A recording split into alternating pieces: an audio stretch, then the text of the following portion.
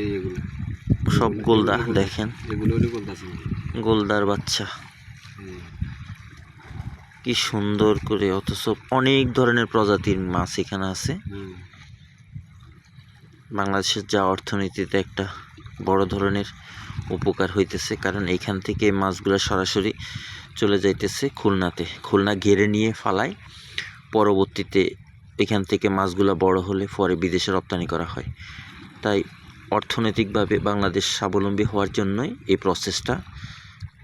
ওনারা এখান থেকে গলদার বাচ্চা ধরে এগুলা বিক্রি করা হয়, কিন্তু মূলত এতে করে উপকৃত হয়, এগুলা নদীতে এক সময় থাকতো, কেউ পেত না, কিন্তু দেখা গেছে এগুলা চাষ করার ফলে খুব দ্রুত এগুলা বিক্রি করা যায় এবং বড় হয় খুলনা থেকে, পরে বৈদেশিক মুদ্রা অর্জন করা যায়। তাই ধন্যবাদ ওনাদেরকে, ওনারা ধরেছেন, ভালো হয়েছেন, আলহামদুলিল্লাহ।